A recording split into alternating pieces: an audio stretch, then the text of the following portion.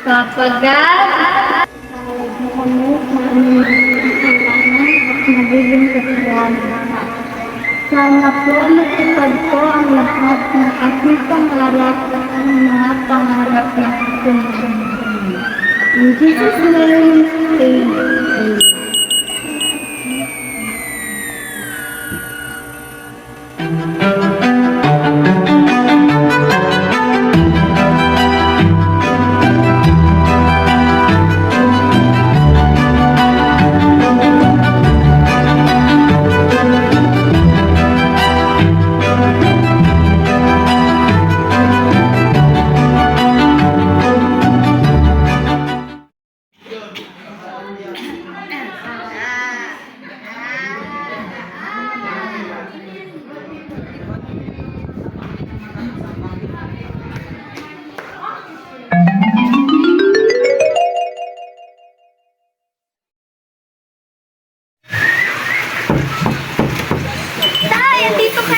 Tara na.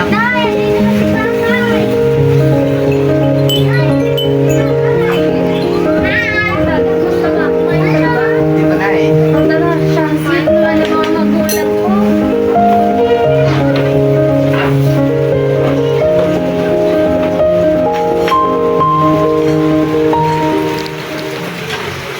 Tara, kain na. Hop!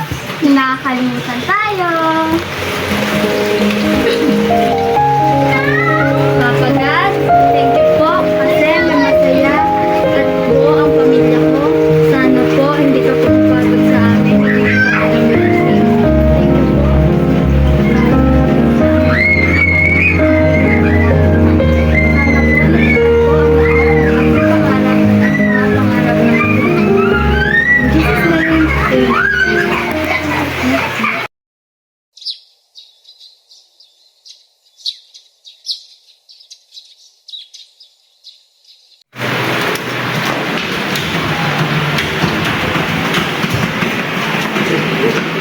Good morning everyone. Lumabas na ang balita. Isa tayo sa pinakamataas na rating sa buong mundo. At isa sa pinapasalamatan ko ay si Mr. Jimmy Gutierrez. Isa siya sa dahilan kung bakit tayo umabot dito.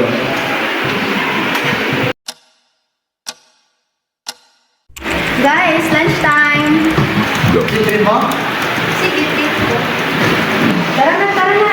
Tara na! Tara. Tito. Tara, tara na.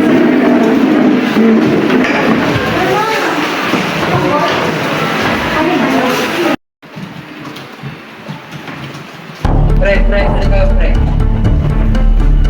Alam niyo ba, napapansin ko lang. Lagi na lang si Paring Jimmy ang napapansin eh, boss. Sumusobra na siya.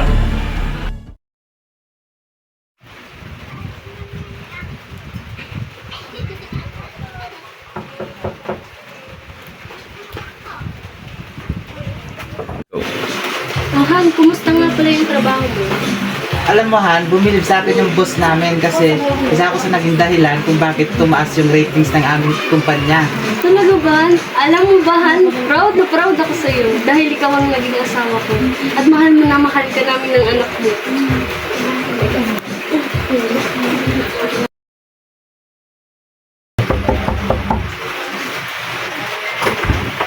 Oh, mga dito.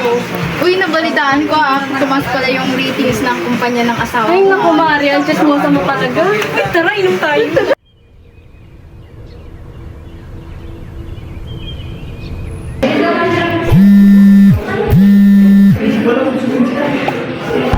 Hello, yes boss? Yes boss, available po yung documents. Tungkol mo na boss? Sige boss.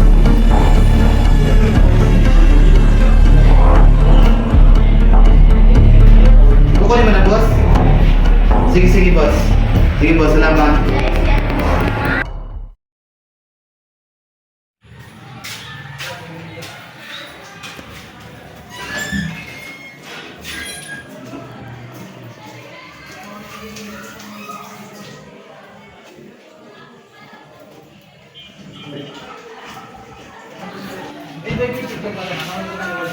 Boss, may nagtatanong ko sa bakit narinig ko si Jimmy na naging may sa telepono. Alam mo na rin. Anak na lang yan ang dokumento ng kumpanya. Ano, asan siya? Nakasabing siya. Boss na din po sa taas. Tara, kasabing siya.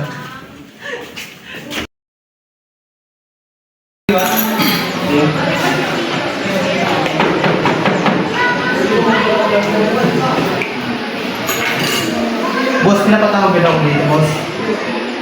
Ano bang nangyayari dito? Totoo ba pala kung may bintang ibang document ng ating kumpanya? Oo, boss, pero ako naman nawawala ka eh. You're working in my company, so your work is also my work. So I decide to fire you now. Pero boss, No, this is enough.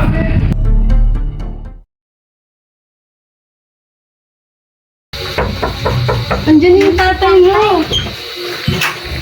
Tay, ba't anong katungan yun? Oh, hon. Bakit ang lungkot mo ngayon? Oo nga, tay. Ang lungkot mo tignan. Anak, pumunta ka muna din sa kapatid mo yung school. Sige po.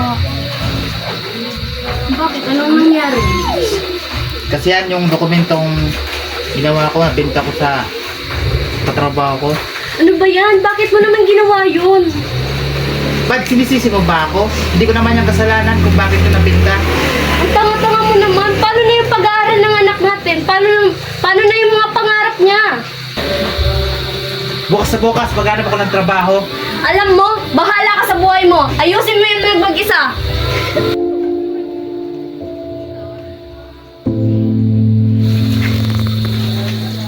Tay, ano nangyari kay tatay? Wala na. Huwag mo na yung pinili. Para matulog ka tayo.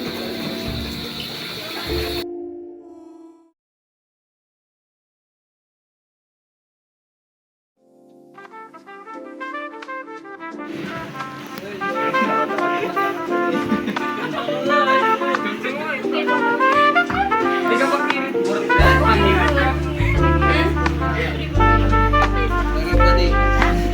Kasi kagan?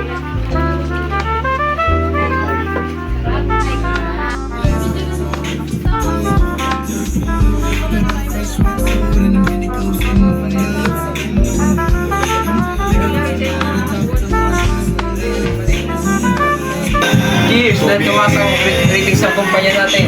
Cheers!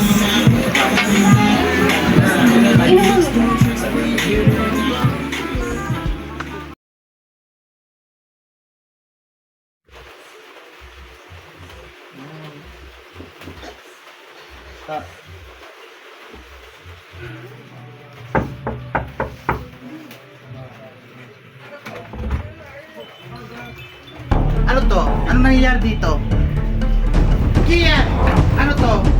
Ano nangyayari dito? Teka lang ha, magpapaliwanag ako. Mali yung iniisip mo. Niloloko niyo ba ako? Mali yung iniisip mo. Magpapaliwanag ako. Layas!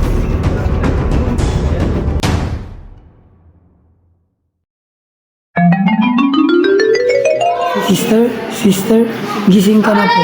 May pasok ka pa po sa baba.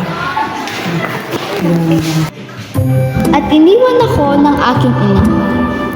Pero sa kabila ng lahat na paghihirap ko sa aking pamilya at naranasan ko ang kawalan ng etika sa loob ng aming tahanan, ay natutuhan ko na isa sa mahalagang aspeto ng isang tao ay ang pagkakaroon ng etika. At nagbago ang lahat. At nagkaroon ng liwanag ang paksa ng aking buhay. Si tatay, isa na siya sa may pinakamalaking kumpanya. At ako naman, isa ng ganap na madre at guro ninyo. At doon nagwawakas ang aking kwento.